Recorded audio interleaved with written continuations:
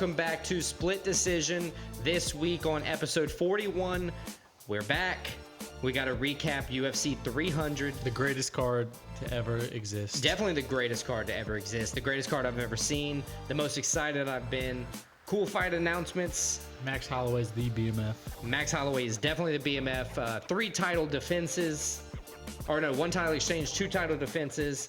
It was a very fun weekend. We have top 5 athlete nicknames. And then we're coming at you with 7 of our own picks each to wrap up the week. Make it an even 10 picks a week to round off week 10. And yeah, that'll wrap it up. So yeah, let's go.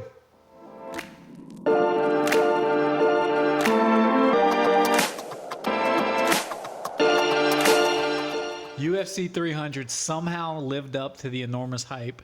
Literally the best card I've ever seen in my entire life. I'm ready to eat my words. I said at UFC 299 that I didn't know. Yeah, that was the worst take possibly. The dumbest thing I could have ever said in the history of my life. I might need a new co-host just for that take. Let's see if you redeem yourself. All right. Well, we have 13 amazing fights to talk about. Let me see if I can redeem myself because I didn't redeem myself on picks or bets. You won both of those. Stakes or takes. You took Back that to home. the Except normal my 8-year-old. life. I told him I would shout him out. My 8-year-old beat both of us. He went 10-3. His strategy was sound. He went with all favorites. At least what he perceived to be the favorite. He said the bigger minus was who he was going with. So I mean, I think that's the definition of favorite. yeah, he did good. Let's start off with the main event, and boy, was it a main event. Alex Pereira defends his lightweight title. First round knockout Jamal Hill. He's sweet dreams is Jamal Hill. Alex Pereira. He's a monster. He's a monster. He's not the BMF. He is a BMF though. Waves off Herb Dean. He gets kicked below the belt. Herb Dean tries to interfere. Says, "Hold on, Herb Dean. I'm doing something right now. Let me cook." And within 10 seconds, he wins the fight. Yeah, it was incredible. An incredible sight. And then for the first time we've ever seen him, he was like cocky. Usually he's stoic and not doing anything. He did hit him with the Cobby. Yeah, I told you so. Like 3 or 4 times. It was awesome. It was I very, think he very heard cool. all the shit talk Jamal Hill was saying all week, and he just said, "Let me show you something real quick." I've seen videos. I think on his last Embedded, he was talking a lot of English. He's said that his kids learn English. Yeah, he's trying to learn a little English. So, I think you're right. I think he 100% heard everything that Jamal Hill was saying. He saw the totem, and he like he said, you asked for my autograph. He avenged his mentor. Yeah, his Glover. loss too. Glover, his last fight was a loss to Jamal Hill. He said, "Let me do something for you, Glover." So he defended his belt heartily. First round knockout. 3-14 in the first round. DC said it during the broadcast. It was almost, and Rogan said it was almost like he felt a little bit of Jamal Hill's power early and was like, "Oh, I got this." Yeah, like he had no worries. fear in him. Right. He just walked straight towards him and knocked him out. Left hook, his patented left hook. He didn't even like cleanly land it. It kind of grazed Jamal Hill and knocked him out. And he just went down. Eyes rolled back of the head, and then a few ground shots to finish wrap it things off. up. It was a very strong performance. He's definitely going to have to defend that belt again, obviously. But fuck that. He said put him in heavyweight. I mean, at this point, why not? I want to see him become the first 3-division champ. I would like to see him do like John Jones did with the prep to heavyweight. You know, like take a little bit of. I don't think you're he going needs to it, do though. it. I just think he just doesn't cut weight and he's good. Maybe. He I mean, you has have Jonathan crazy Almeida, power. who's in the 230s consistently fighting in heavyweight. And if he's not hanging on for dear life on a takedown, he does well in the division. And Potan's bigger than him. He set the UFC record. They have a power cube that they punch to see. Oh, yeah. Ngannou had the record. Potan destroyed his record. Yeah. So I think he has no problem. He could go to heavyweight and his power translates. Yeah. If he has to defend his light heavyweight belt first, who do you think? Yuri? I think Ankalaev is the one that makes... He's deserves it the most. Yeah. But I would like to see him rematch Yuri. I think that would be the most entertaining fight because Yuri's a dog.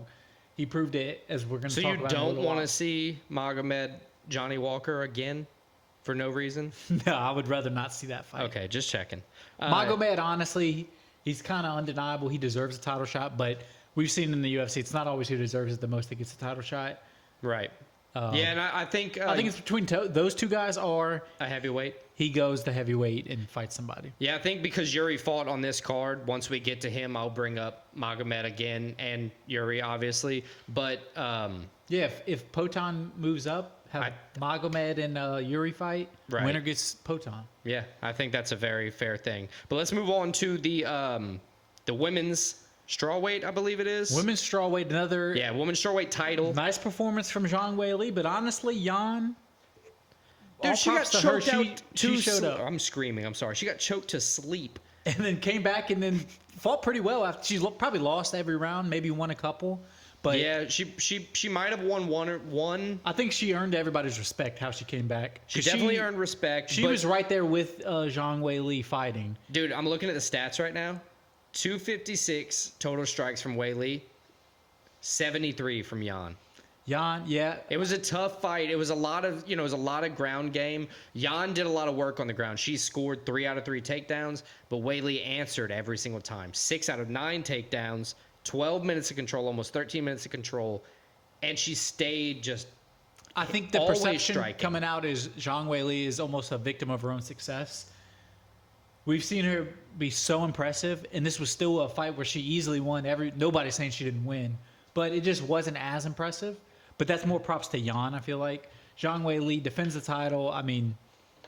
This is a very weird one if you're looking at what's next for Zhang Weili, because you have somebody like Tatiana Suarez who hadn't fought in a while because she was injured, but she's on a huge winning streak. She's like the #1 contender in the division. I think that fight makes sense. Jessica Andrade comes up when you talk about it because she's just been tearing through the division since she's been back in it, or since she's been off of her losing streak. She's been kind of impressive with her, recurrence. Fuck it, bring Rose back. Bring Rose back. I mean, I don't know. There's just so many options. I think Zhang Weili But there's also so many people Zhang Weili's already beaten. Pound for pound, I think she's the best female fighter right now. As I said, a victim of her own success where it wasn't as impressive, as dominant as a win as we've seen her, but she still probably won every single round, which just tells you how good she is. But you got, look, like Amanda Lemos. She's like the 3rd-ranked contender. Weili's already beat her. I mean, who else? You bring Rose back. She beat Rose twice. No, Rose beat her twice. Oh, yeah, Rose beat her twice. I think the fight that makes the most sense, you mentioned her name, is Tatiana Suarez. I think so. She should be pretty close to being healed. I'm going to reach out on Instagram, see if I can get an answer, and we'll be back to talk about it. Anywho's, let's go to the most entertaining fight of the night, the BMF fucking I have been so excited to talk about this. I wanted to record it earlier. This is my favorite fight of all time. I think it might be. And Max Holloway put on a fucking show. But on top of that, it avenges my least favorite fight of all time, which was the Poirier head kick. As much as I respect it, I hate seeing it. And then Gaethje getting slept as his next one. I mean, everybody... If you're fighting for the BMF, it changes hands. I think it was the most impressive we've ever seen Max Holloway. He was faster than Gaethje. He was more strategic than Gaethje. I mean, he was beating Gaethje up for 5 rounds. Then in the final 10 seconds said, fuck all this. Stand in the middle. BMF. Let's stand in the middle. Against one of the most dangerous guys in the UFC. And let's just swing recklessly. But that's not the first time he's done that. It's not the first time, but it's the first time. You look back at the Poirier Holloway fight, him and Poirier were standing up. He first did it at UFC 199. He was winning a fight, and he... he didn't knock that guy out, though. He didn't knock the guy out, but they just swung like that. Yeah. But 1 second left, knocks Justin Gaethje. Not only knocks him out, he folded Justin Gaethje. Knocked him out cold. Face hit the ground. It was one of the most stunning, surprising... I think they said on the broadcast it was probably the biggest holy shit moment in UFC history. Look, Dana was out there after the fight just commenting, post it. Like, don't care. Everybody just post it because it needs to be seen. It was such a good fight. They gave, this is the largest bonuses in UFC history. They gave Holloway 2 of them. Yeah, the fight of the night and performance of the night. $600K to Holloway. Well-deserved for the very blessed Max Holloway. And I think it's the start of a long reign in lightweight. Because this is what we've been seeing Max Holloway since they said he was 19. I haven't seen him since he was 19, but he's been around since he was 19. I don't know. I think he goes back to 145. He's in his prime. Poirier. He's in his prime right now. What I'm saying is we're about to see a long reign from Holloway. He's still going only to take on old. Topuria. He's probably, I'd say he wins. I mean, I like Topuria, but the reaction when they showed He did not Topuria look after happy. the call out, he looked like he didn't want any of Max Holloway. I was so excited. Twitter was going off, or X was going off. And Holloway, I like how he called out. He said, I'll take Topuria, I'll take Islam. He called out McGregor after for the BMF title. He has options. I don't think, obviously, he can't get the title shot next. I think there's a little bit of a pecking order, but he's at the top of it. His next fight could easily be for the lightweight title if you wanted it. Yeah, it could be Islam, the winner of Islam Dustin. There's so much that Holloway has. He has options. He has almost any fight he wants next. It's super impressive. I'm happy I was able to see Max that fight. Holloway's always been one of my favorite fighters, but I think the performance he put on, I mean, he's up there. Like, that was one of the most impressive. That was like, if you're trying to get somebody that was never into fighting, and you want to show him one fight, show him that fight. Right. It was incredible. Broke his nose in the first round with a spinning kick. Broke Gaethje's nose. Yeah, we didn't even mention that. Like, dropped Gaethje multiple times. And then he's still never been dropped. They didn't count out. It was a drop. I would say that wasn't a slip. That was a drop. But, whatever the UFC wants to, or whatever the judges wanted to score that as is what they did. But in the end, it doesn't matter because he said, meet me in the middle of the cage. And props to Gaethje because he was like, okay. Yeah, Gaethje's that real dude. Definitely props to Gaethje. Gaethje's still a BMF, but Gaethje's going to be back too. There's Max Holloway is the BMF. Man, the BMF for sure. I'd like to see him defend that belt, but I don't know. I don't know where he goes from here. I think he goes. I think his next fight's going to be Ilia Topuria in Spain. That would be crazy. I think that's the fight to make. He didn't get beat up. He definitely. Yeah, I mean his legs kind of hurt. I think that's the fight to make. But I could definitely see him taking on Topuria and beating Topuria in his next fight at featherweight. If he fights like that, he can beat anybody. I don't see why he wouldn't win. He could beat anybody in the world. The next one is a split decision. Split decision. This was honestly the fight that hurt me, the loss that hurt me the most in the whole card. The cockiest bastard of them all, Armin fan favorite Charlie Oliveira, Du Bronx. Man. And look, I thought he had him. The commentary from Joe and everybody, it's about how you score the fight. That's why it's a good split decision. Oliveira had him on a deep submission in the first round. I thought he had him in the choke and early then first round. Second round, obviously, I think Sarukian won.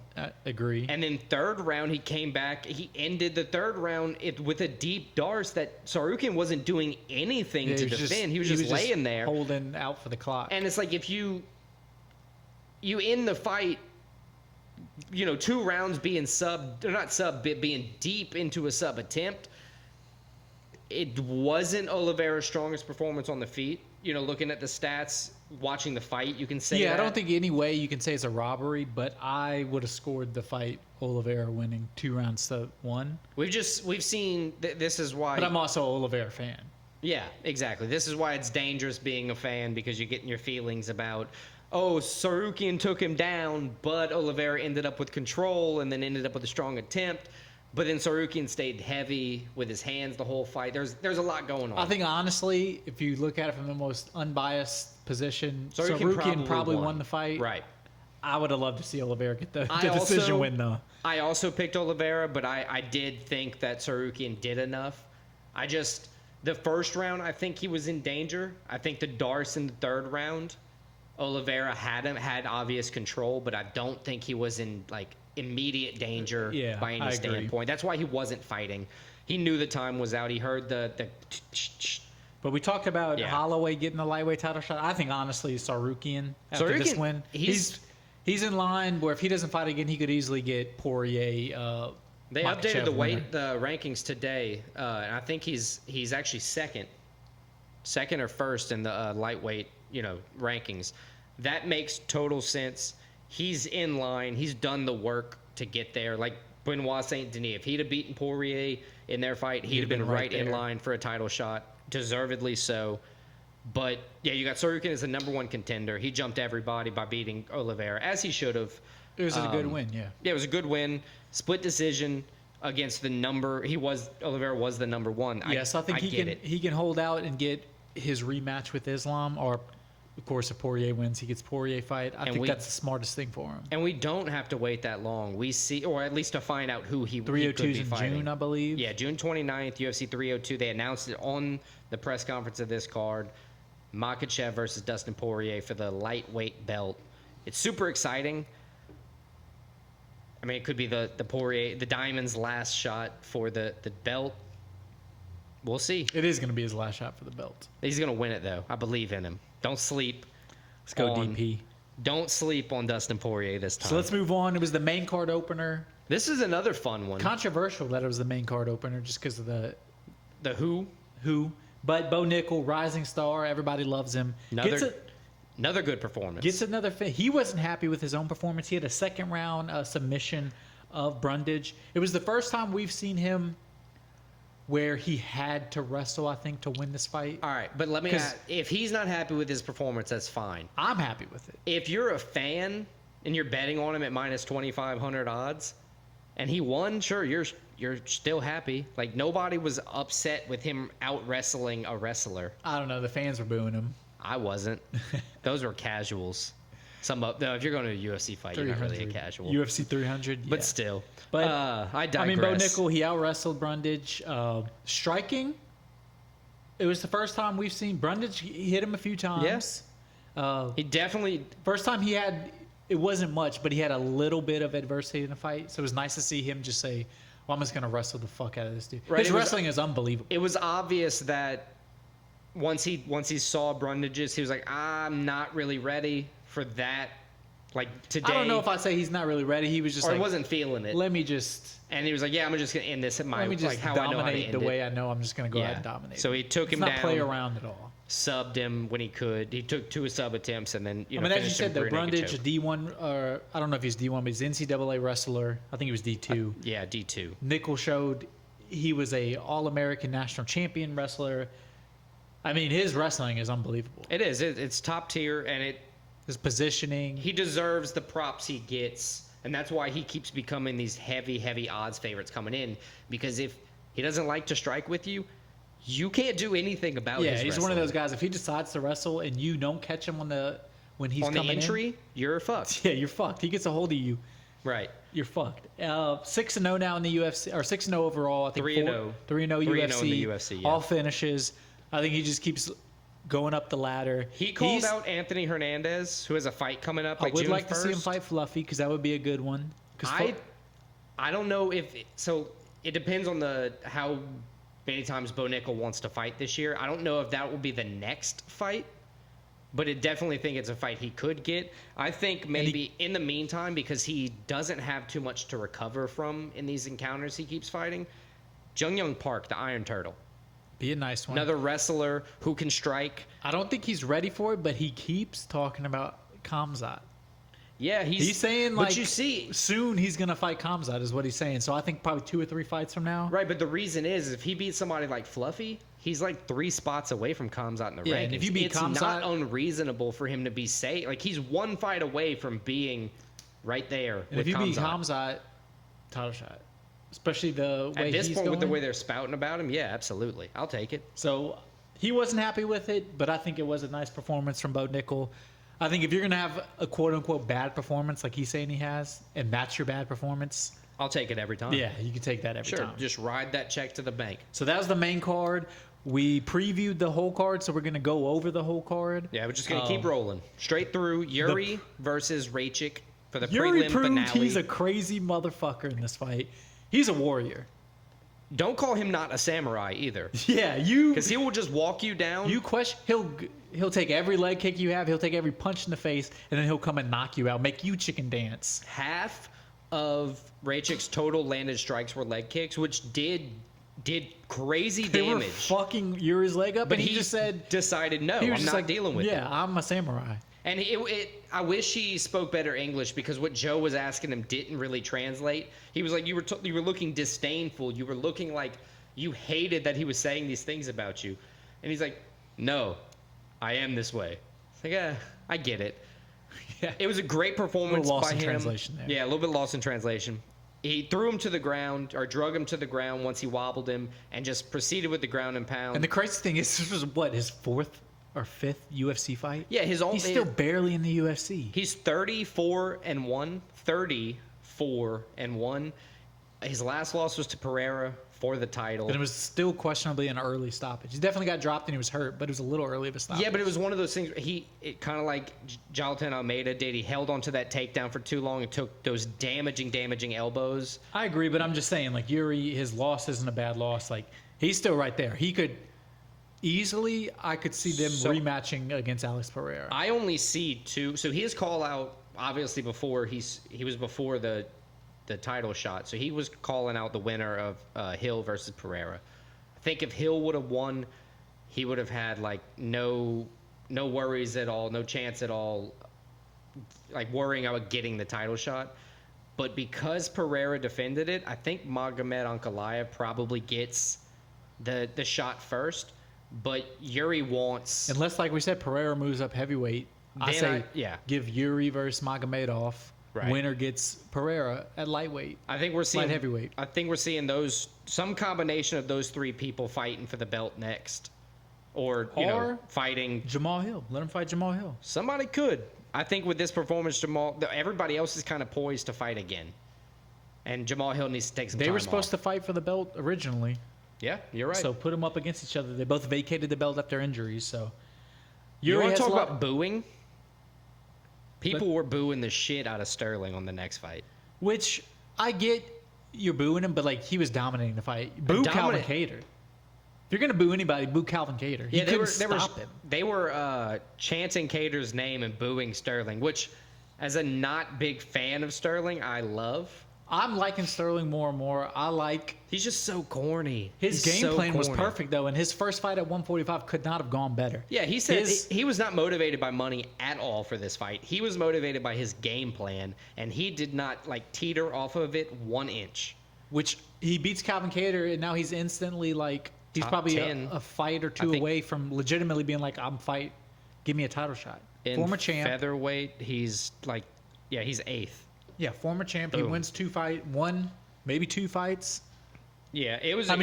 You can't tell me if he doesn't get caught, like, he could easily do that to Ilia Topuria. He could match up horribly from Ilia Topuria or Max Holloway. If he didn't get caught by O'Malley, being a wrestle-fuck kind of game plan, he could have retained the title. Exactly. I mean, you have to have the power to put that kind of guy out. He's still right there, and I think it was an impressive performance. He showed his strength, and this was probably, as good as he was at 135, this might be like his more natural and better weight class. Don't have to cut weight, and you can still wrestle fuck these dudes at 145. 8 out of 13 takedowns, 89 out of 128 total strikes, so he's striking accurately in the division. Now, granted, it was easier to get takedowns against Kattar because he's like a judo brown belt, they were saying, or blue belt, one of the two. I mean, Calvin Kattar looked like he was not ready. I don't understand how you fight. He had no speed factor. How you're fighting Aljo, and, like, he was just not ready for this. Yeah, that was a weird performance by Kattar, but it was a good performance by Sterling. It put him right there in the mix. Who do you think is the biggest test that Aljo's going to get next? So he was calling out Brian Ortega. So he wants top 5. He wants top 3. Another ground guy, I'd give him Volk. Volk will be good. Or Yair Rodriguez. Couple losses. Give him one big test as, like, the gatekeeper in the top 5. I think any of those 3 are good fights, and I think any of those 3, if he comes in and wins, What's your favorite of the 3? Volk, Yair, I think Ortega. Or I would like to see him or Ortega, just because it's like strength for strength. We'll see if Aljo's really about it, which I think he is, especially if he's fighting Triangle City. Can Triangle City beat the Funk Master? The Funk Master. I would take Funk Master in that. I think that's a good fight. I think T-City is, third? Second? Yeah, third right now. Holloway's still first, but I think with how well Max Holloway performed, I think he's getting the title shot. So that you're not going to rematch Topuria versus Volk yet. So it opens up. One interesting thing is, Max Holloway beats Topuria, gets the belt. You heard who he wants to fight He said, "Give me Volk again." Yeah, I mean, your last 3 losses in the UFC were to Volk. And everybody else, you're literally dominating. You're dominating, and like Volk's not a huge guy. Like he's 5'6", 145. Bad matchup. It's just a bad matchup. Yeah. So if he's figured it out, a lot of exciting things in the UFC, especially the 145 division. The smaller weight classes are on fire right now. And let's move on. Next fight, maybe one of the most impressive UFC debuts we've seen. Kayla Harrison. One of those lopsided. She was about the hype. She had a lot of hype coming in. Oh yeah, absolutely. And she came in and she, against Holly Holm, dominated a vet. Her arms are absolutely massive. Yeah, she's a big lady, and not in a bad way. No, she's thick in all the right places. 135. I don't even want to show my arms. They make me feel like embarrassed compared to her. She's been worried about making the 135. That's why she took so long to get to the UFC. Well, yeah, in PFL she was fighting at 155. Yeah, she was fighting at lightweight. But if she can consistently get make to 135, she is a problem. I mean, they're already talking about if she's going to walk through Raquel Pennington. She would destroy Raquel Pennington. There's no question in my mind that Raquel Pennington, not to be mean at all, but Raquel Pennington in the bantamweight division for the women's title looks nothing like Kayla Harrison and has no similar wrestling game. Kayla Harrison would get a hold of her and just choke her out. Do whatever she wants, just kind of like what she did to Holly Holm. And Holly Holm did everything she could, but she was only able to get off like 17 total strikes. I mean, you're facing a 2-time Olympic gold medalist judo. Your entire fight, you're worried about, don't give up my back. Don't let her take me. Don't let her take me. Don't let her take me. Even people that and as soon as she does, there's nothing you can do about it. I mean, just think about it. Even the best judo performers in the world could not stop Kayla Harrison. What makes you think a boxer, Holly Holm, no disrespect to Holly Holm, but like... Because she's strong. She's amazing in her own right. This was a heavily lopsided performance. And Kayla Harrison, right away, she's in the title picture. You give her Raquel Pennington, as you said right now, she wins the UFC title. So if not Raquel, which I think is probably next, right? I think so, but they might give her one just to make her earn it a little more. All right, if she has to earn it, Juliana Pena, or Mayra Buena Silva. I mean, she called out Pena or Pennington. Like either, I don't think. Honestly, I think that or Mayra Buena Silva, just because she's right up there. She beat Holly Holm, who Buena Silva already beat, regardless of what the scorecards the steroids say.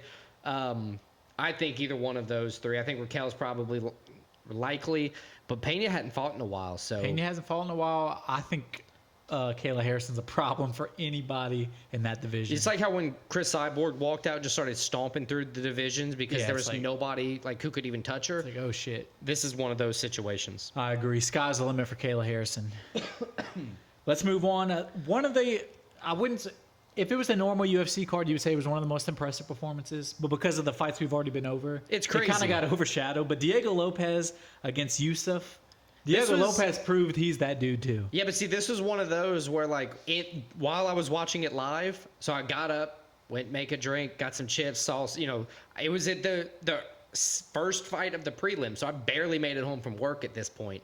I'm like getting things ready. I look up and Yusuf's on the ground sleeping. It's like, oh, goddamn! Now I got to rewind this thing already. I was able to watch the fight 4 or 5 times before the next fight. Luckily, first round KO. But Diego Lopez. It was a great performance by Lopez, and it's exactly what we thought was going to happen. I mean, he proved that dude. That's 3 straight first round finishes now. Oof. Yeah, he's got I think he has 3 fights in the UFC, and he's got 90 seconds.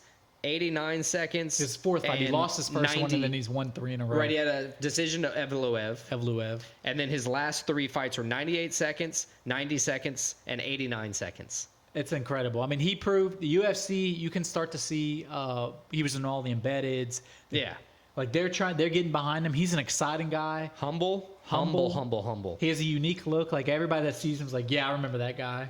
So his second and he's fight, so exciting. So his first fight through Evloev, I don't think I saw, or I might have just seen a replay of. The second fight, I remember I was like, no way am I voting for this dude to win. He's got this crazy chest tattoo, this crazy hairstyle. No way I'm voting for this guy. And he walked out and he just demolished the guy in 90 seconds. Then it kind of flipped me. I'm like, I like him now. I might be a big fan of Diego Lopez. He's one of those guys you see at first, you're like, look at this dude. And then you watch him fight, and you're like, oh, shit, look at this dude. Yeah, he can look however he wants because he backs the shit up. So seems like a nice guy. he actually had a pretty good call out in my opinion, because he's on a similar trajectory now as Evloev. His call out was for a rematch. He thinks he's ready, which I at this point I would agree. like to see that. I could understand if Evloev's like not yet, but They're both in the top 15. If he doesn't get that, I say give him a Giga Chikadze or an Arnold Allen. I think Arnold either one Allen's of lost those. a couple in a row. So, he needs... I think either one of those would be great for Diego Lopez in terms of step up in competition, and if you win that, you're right in the mix. So who's your favorite? Giga Chikadze, the rematch with Evloev, or Arnold Allen? If I had my pick, I would pick the rematch with Evloev just to get his loss back. But I think the most likely one is probably Giga, and then second would be Arnold Allen. I like Giga as the next one because it gives him a test to break the top 10. And, he can kind of go from there. He went from he's the 14th ranked guy now. Giving him Evloev would give him a top 5 matchup. Giving him Arnold would be 6. Chikadze is 10. So it is probably the most reasonable and then we'll matchup. see where we go from there. I agree. All right, 4 fights left. Let's get deep. The early prelims. Man, these are still impressive as hell. Were still impressive. These could stand alone as their own fight card. Jalen Turner thought he had the walk-off knockout. Somebody said the 300K got in his head, and he tried to get that walk-off KO. Man, he wanted the visual of pop and you're done. And he had Renato hurt early in the first round, and then he hit him again with the same shot, and it dropped him. So if you're coming off of I destroyed Bobby Green, and they let the fight go too long, I understand him being like trigger unhappy, where you're trying to protect your fellow UFC fighter. But like Chris Weidman said a few weeks ago, do not stop fighting and protect yourself at all times until the ref stops you. Punch that man when he's down, hit him, and you would have won the fight. Otherwise, Renato gets up, and dominates you into the second round to where he knocks you out. And now he's the one talking shit to Joe Rogan. He got the ground knockout. I mean, honestly, it sucks for Jalen Turner. Props to Moicano. It was a way to turn the fight around from him. Sucks for Jalen Turner, but as you said, that's why you go until the ref stops you. Yeah, absolutely. Because yes, you knocked him down and it was a hard hit, but he definitely wasn't out. Fight should definitely not have been stopped. No, not just off of that at all. So that's on you. And Moicano rebounded.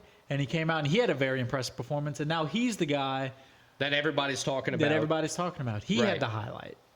Exactly. Renato Moicano, he breaks, what is that? He breaks top 10. He's the 10th ranked fighter in the lightweight division. So now he's got the question. And he's a guy with a ground game where like some of these strikers that may be ranked ahead of him, they don't want to deal with that guy. Yeah, a lot of these lightweight strikers, not that they don't have a ground game, but they've been so heavy in the striking. They've been going into these wars. He's a hard matchup for a lot of people. He is. I mean, look at his last fight. Who was it against? Now I'm blanking on it. But he dominated by winning on the ground. He took him down. He was uncomfortable. He laid on him, and he did what he had to do.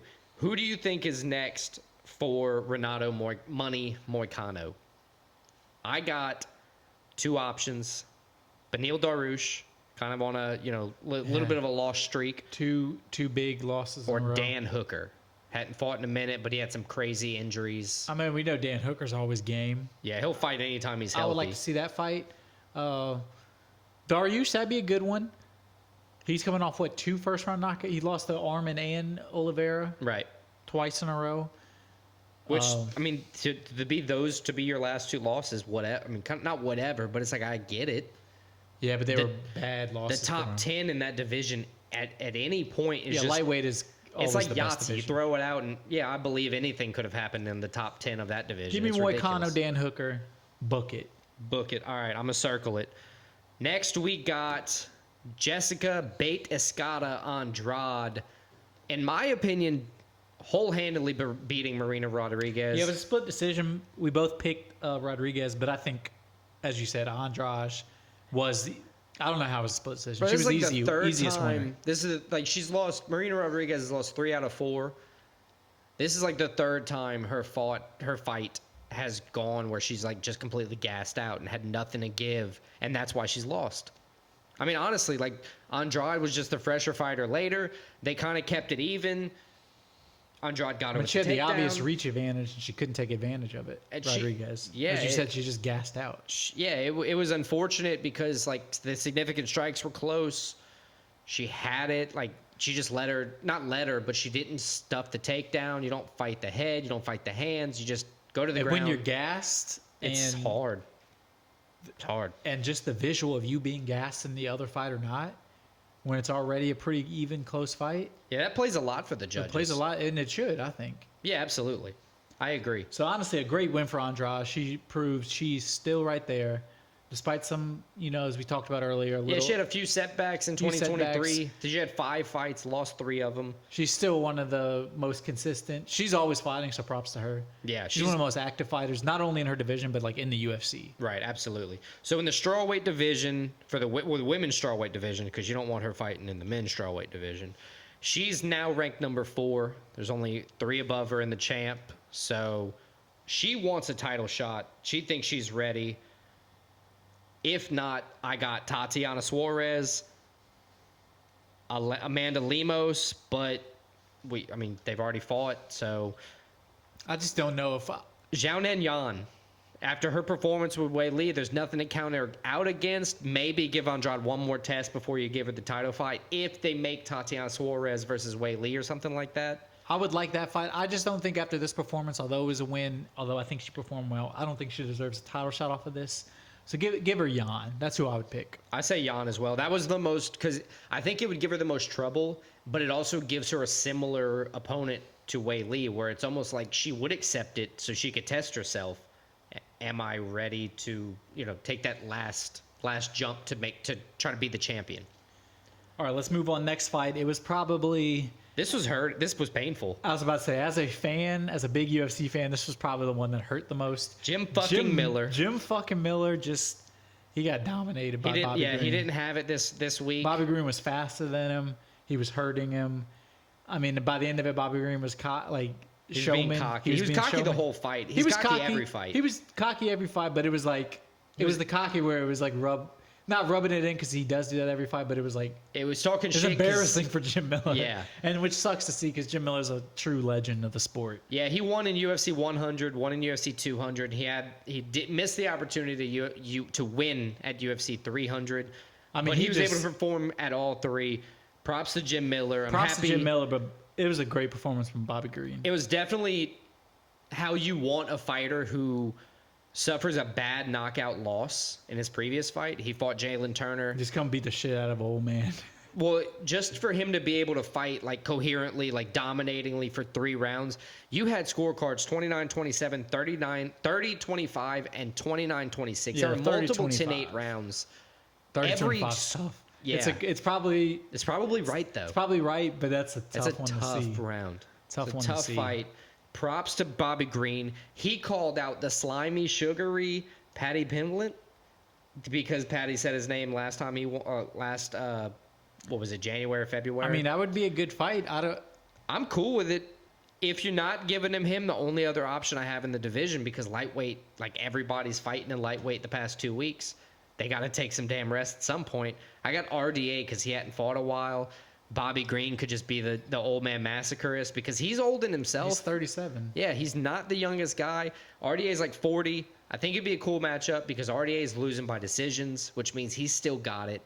I think RDA still has. I would like to see him versus RDA. Him versus Patty would be a good fight too. But yeah, I think Bobby Green, he's not a legit contender in the division, but he's a guy, he'll put in entertaining fights for you. And he's one of those guys you can't keep him out of the top 15. And every one of his fights, something exciting or crazy is going to happen. Yeah, either he's getting knocked out or he's beating the shit out of an old man. Right. And I love it. I'm here for it. This is why we love the UFC. And not those exact reasons. Let's move on to the opening fight, which was probably the greatest opening fight in terms of who was fighting in UFC history and their resumes. Yeah. 2 former champs, Davis and Figueiredo, had the second round sub against Cody Garbrandt. Figueiredo now 2-0 at 135. He proved he's for real at this new division. Yeah, 2-0 in the bantamweight division. Over him over Rob Font, him over Cody Garbrandt. I mean, those are 2 great wins to start off your 135 career. Oh yeah, absolutely. It was a great performance, a great showing to say hey, I'm ready. I'm not worried about, anybody else. I'm going for the title. I'm going up. I'm on the rise. Figgy's back. I think so, and I think honestly, we've seen worse performances from Cody Garbrandt, so props to him. He's now claiming he had vertigo mid-fight, and he kind of lost balance. I saw that headline today. But Figueiredo, I think he's right there now. He can. I don't think he gets a title shot next, obviously, but I think what does he rank right now? Like top 5? Let's see. He's definitely top 10. I almost said Marab. He is 6th. 6th. So you got Cejudo, Cheeto, Peter Yan, Sandhagen, Marab, and O'Malley left. I think he called out. He called for a title shot. He wants a title shot. But he also mentioned Corey Sandhagen. He did mention Corey Sandhagen. I would like that. Obviously, I think we know, we can expect at any point in the future for them to book O'Malley, Marab for the title shot. I think it's deserved. I think that's next. So lock that up. After that, I have on the paper Sandhagen because I think Sandhagen. Give me Davidson Sandhagen. I think that'd be entertaining. Sandhagen is a monster with calculation. He's very, very precise. Sandhagen on his own could say give me a title shot. Right, and if you're gonna fight, Sandhagen's one of those Dan Hooker types. He's always willing. He'll fight anywhere, anytime, anyone, and he's faced those tests. That's why he could say, "Give me a title shot at any given point." All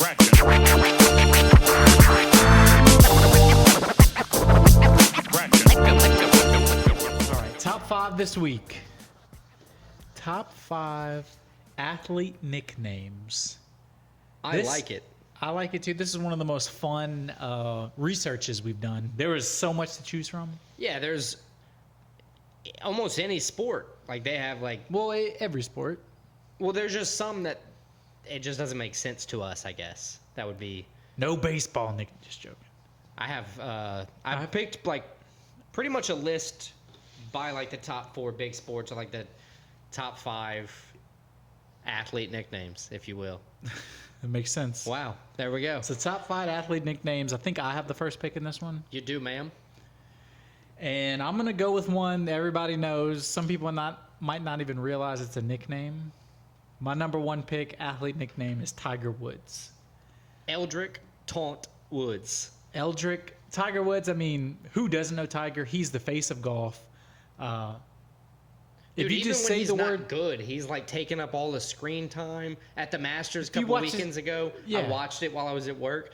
Everybody's watching Tiger. Yeah, he was not performing well, and he made the cut and finished last place out of everybody that made the cut, and still they had a camera just following him. Him and his group, it was great. That was most of the coverage I watched was Tiger Woods. He's the most popular golfer. He's the richest golfer, most successful golfer when he was in his prime. Tiger Woods, he made golf mainstream, and he has a great nickname. Who doesn't love Tiger? Yeah, that is it's a cool nickname. It is a very cool nickname, and like you said, it's one that a lot of people don't even think is a nickname. They think it's his real name. And everybody knows who Tiger Woods is, even if you don't follow any sports. Yeah, or golf. I think that's one of the things that's important. He's one of the guys that transcends everything.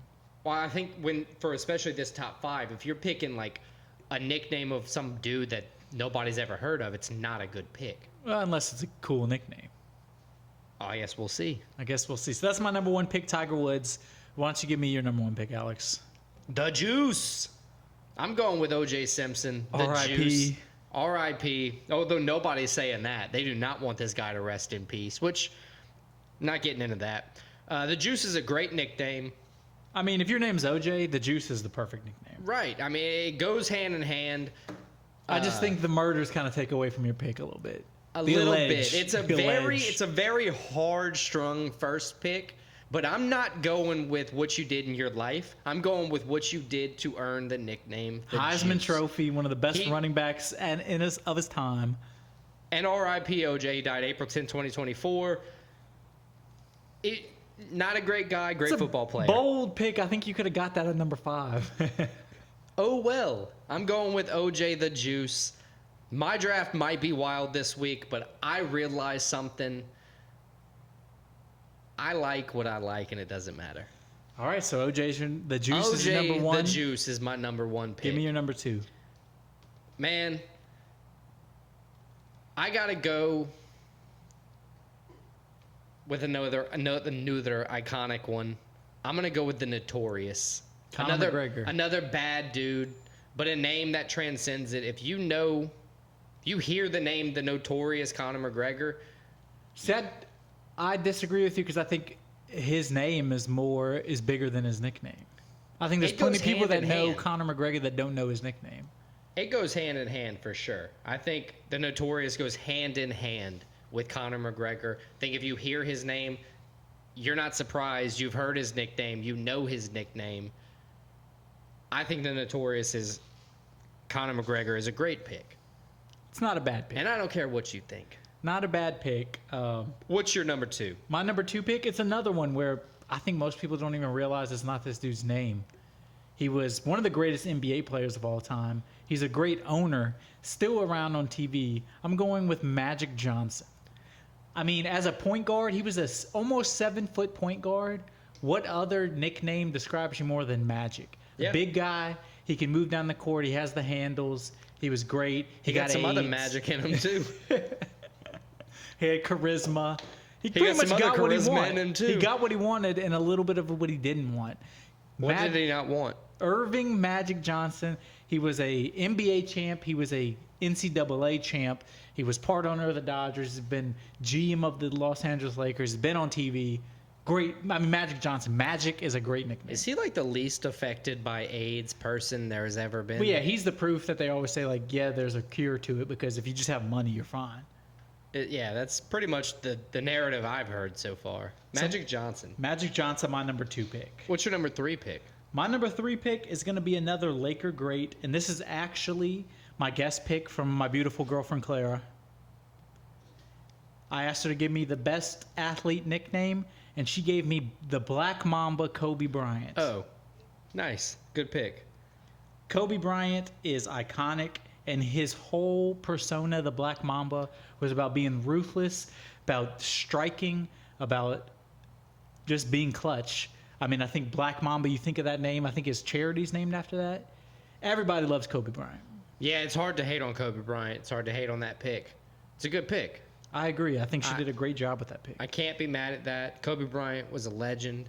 Basketball, a lot of basketball people have pretty cool nicknames. Like more than you would expect. Because basketball's a good nickname sport. Yeah, basketball, baseball, those are 2 really big nickname sports. UFC, obviously, because everybody has a nickname, or most people have a nickname. My 3rd pick, I'm going with wrestling. WWE. Oh. Stone Cold Steve Austin. That is a good pick. Is that a nickname, though, or is it a character name? Well, it's a nickname. That's like saying Ross from Friends is a good nickname. Well, what do you think of him as? Do you think of him as Ross from Friends? Or do you think of him as Steve David Austin? Or do you think of David him as Schwimmer. David Schwimmer? I think of him as David Schwimmer. I think of him as Ross. Because what else did he do after Ross? Or after Friends? Maybe that show Joey? Maybe? I think he made an appearance in Entourage. He did make an appearance in Entourage. As himself, as David Schwimmer. Not as Ross. But everybody thinks of him as Ross. They're like, oh, that's the guy from Friends. I mean, if you're going to go... You know what? You win WWE, and that's not even the best one. Who's the best one? Well, you may find out. All right. So my 4th pick is Dwayne "The Rock" Johnson. God damn it. Yeah, I just went with a 2 for... Yeah, The Rock. Obviously, this is like... Probably the number 1. I'm just happy to have gotten it at number 4. You could have easily got OJ at this point and gotten The Rock number 1. Right. I don't know what I was thinking. But it doesn't matter. I got them all anyway. I'm collecting them like Pokemon.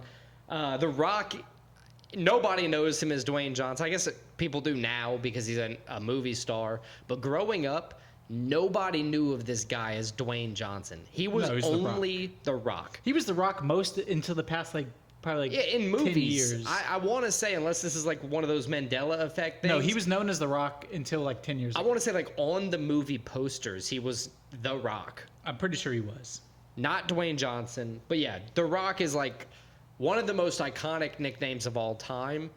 Like I said, I'm happy to have stolen it at number 4 of my draft. Getting a Stone Cold Stunner in there right beforehand. Yeah, that's 3 and 4. What you got? So my next one is a guy. He had a great NFL career. He was famous in the NFL. He played in the Major League Baseball, and now he's a college football coach, and everybody still knows him as his nickname. I'm going primetime Deion Sanders. It's on my list. He's one of the most iconic athletes of all time. He was he's one of the only guys that went MLB and NFL, played both at the same time. And, like, did well. Did well in both. Right. Was Hall of Fame in one and was very good in the other. Yeah. And then he became a college coach where his first year, at Jackson State, he did great. First year at Colorado, he didn't do the best, but they won one game before that. They won 4 games his first year. I think they're going to do better this year. Right, but it was more like the optics of how the season started. They had a huge upset win in week 1. They started like 3-0 and then won 1 game the rest of the year. But it was a hell of a performance to start the season. Hell of a performance. Everybody's talking about him. Prime time.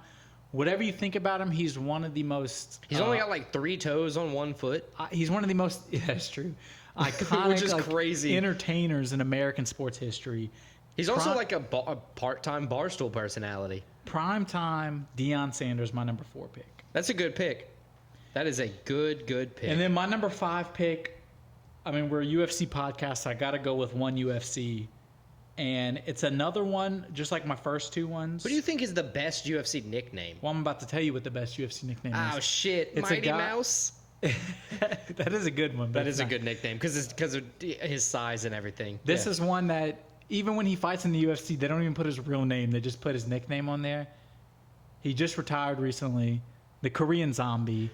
I don't even know his first name. Just because you can't pronounce his first name.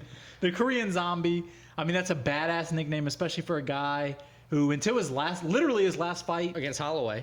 He was knocked out against Yair too, but he was known as like having an iron chin. He kept walking forward. He was an exciting fighter. And that's the only reason he's not fighting is because his chin's gone. Like if he's not holding out like other guys where like they're just wasting their time. He has the whole country of South Korea behind him. Korean Zombie is one of the coolest nicknames you could come, especially for a fighter. Dude, you remember his last fight? Against Holloway? Yeah, but like the reception, like walking out to Zombie. And then the song on like if you go look at the YouTube comments, they were just like his 2 Chinese or whatever characters. Or they do the zombie emoji. Yeah. There's like 10,000 comments on the YouTube Vivo like music video of that song. It was pretty cool. But yeah, that is a very good pick. It's a very good nickname. So what's your last pick? Shout out Korean Zombie. Shout out Korean Zombie. There's so many nicknames everywhere. Honestly, man, let's go with King James. LeBron James.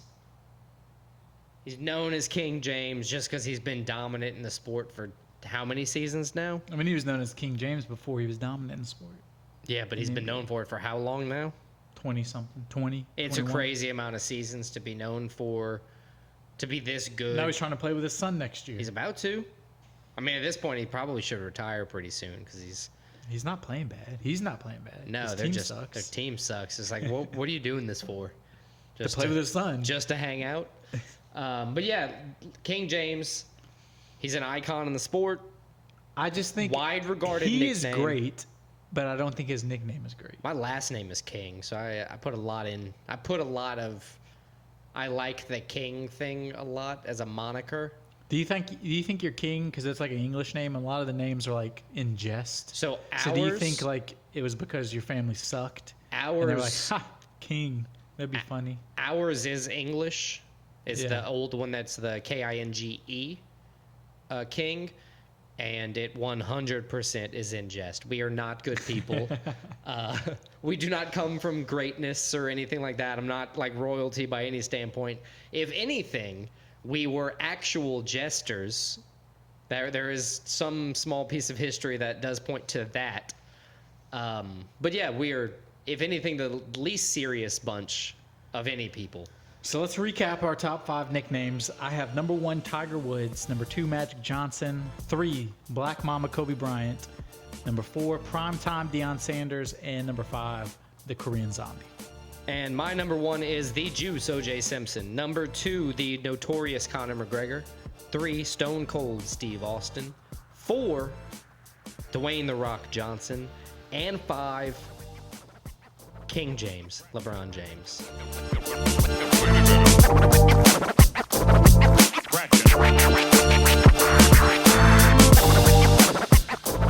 Man, that's the one thing that I do wonder amongst all things. Do you have to, I just thought of this. Do you have to change your impression because of the microphone difference, or does it come through the same way? No, Mr. Superman, no here. Like stuff like that. Does it come through the same way, or does it like translate? We're recording right now, so I guess we'll find out. I know, I did that on purpose. All right, let's move forward. Recapping. Stakes and takes. Stakes and takes. So last week, we brought you 13 The total whole UFC 300 card. UFC 300 card. No other sport. Because no other sport was needed. No other sport was talked about. UFC 300 was everything we expected. I got a few wrong.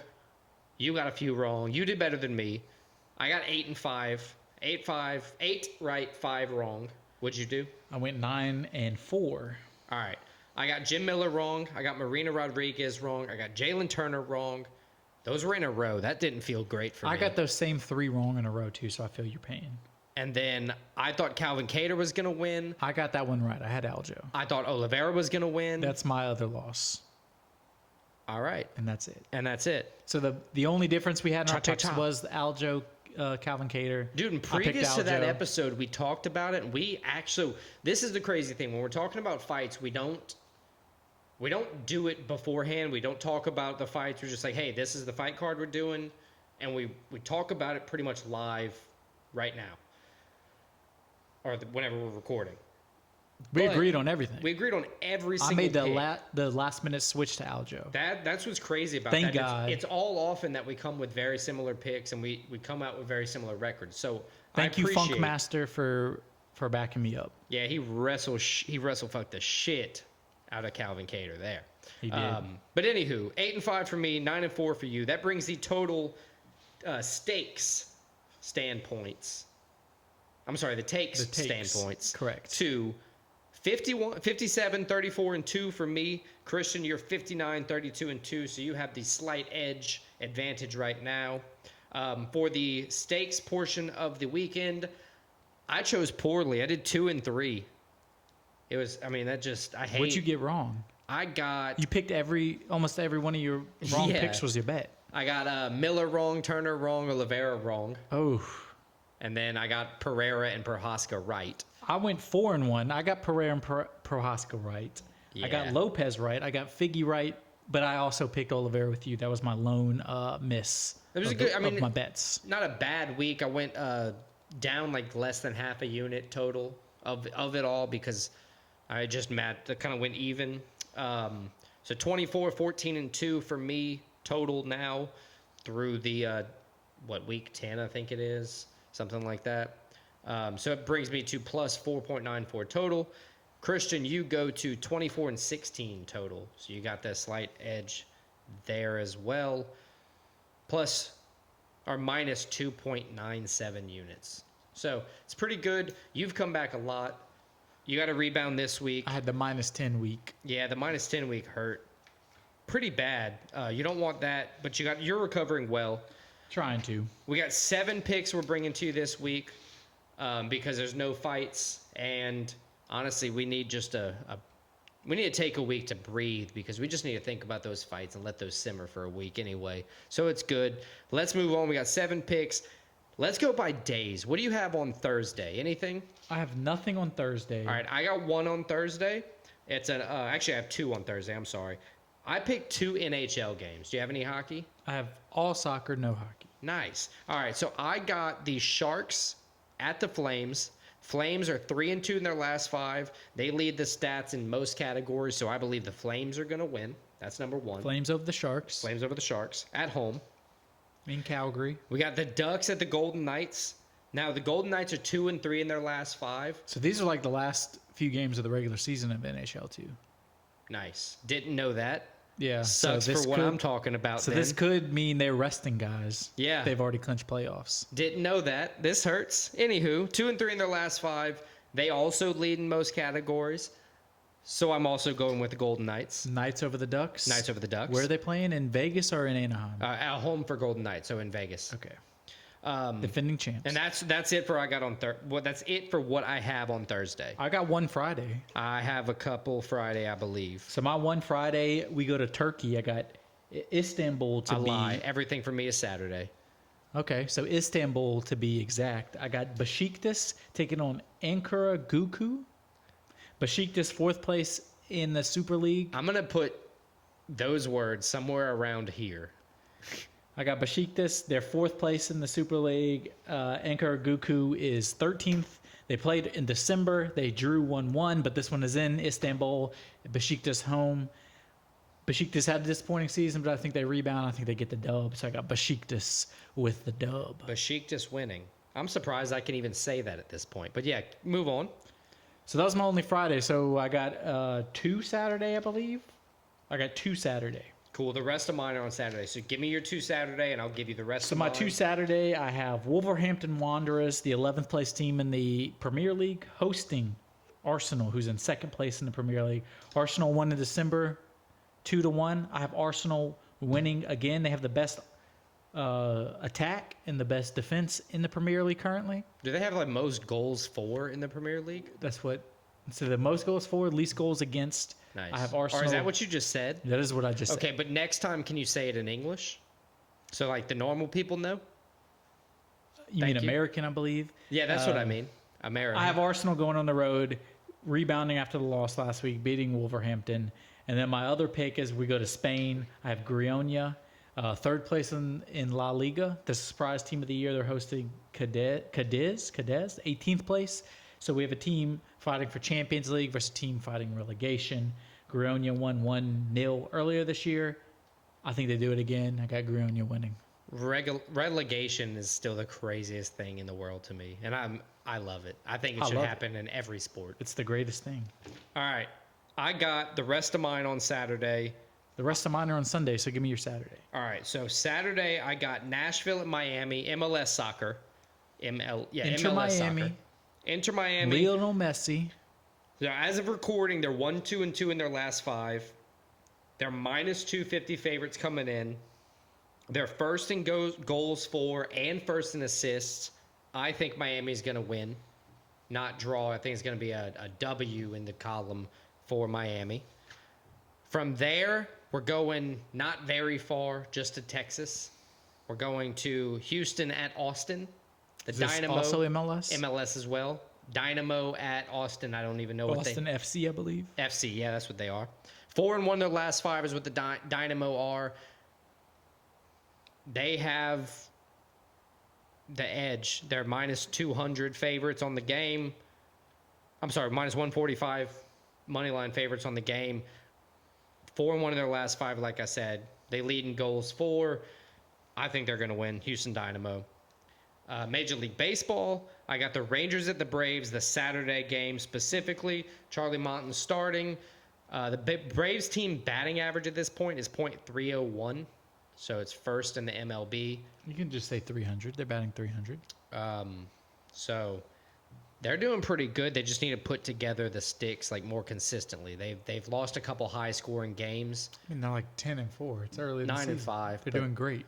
They're doing great, but they just lost a couple high scoring games, which they really shouldn't have. That wasn't a fault to the hitters at all. Major League Baseball. So I got the Braves beating the Rangers. Moving on to the Marlins at the Cubs. Cubs are leading in all categories. Michael Busch is 4th in home runs. He's on a hot streak, and I think the Cubs are going to win. And lastly, the Astros at the Nationals. Astros have a .273 batting average. That's good for 3rd in the Major League Baseball. 21 total team home runs, 5th in Major League Baseball. But they're doing horrible. But I think they're going to do like they always do and start putting things together. I know it's early in the season, but that's kind of what it takes. Knock the rust off with a few bad games, get back out there. Playing the already bad Nationals, or at least so far this season bad, I think Houston's going to win. So I got the Astros there. All right, so the rest of my picks are on Sunday. So I have 4 picks left. First, we go to FA Cup semifinal. Coventry City taking on Manchester United. Manchester United has not had a great season, but they're taking on a team in the lower division. Are they about to get relegated? Manchester United is not, no. They're 7th place in the Premier League, but it's bad for them. The last time these two teams met was 2007, in which Coventry City won. But Manchester United, I think they're going to win this game. I got Manchester United. Then we go to Spain, the biggest rivalry in world soccer, El Clasico. Real Madrid, first place in La Liga, taking on Barcelona, second place La Liga. They've played twice this season. Real's won 4-1 and 2-1. Real's at home. I think Real gets another dub. Real Madrid with the win. Then we're going to go to France. We got the league leaders, Paris Saint-Germain, PSG, led by maybe the best player in the world, Kylian Mbappe. Mbappe.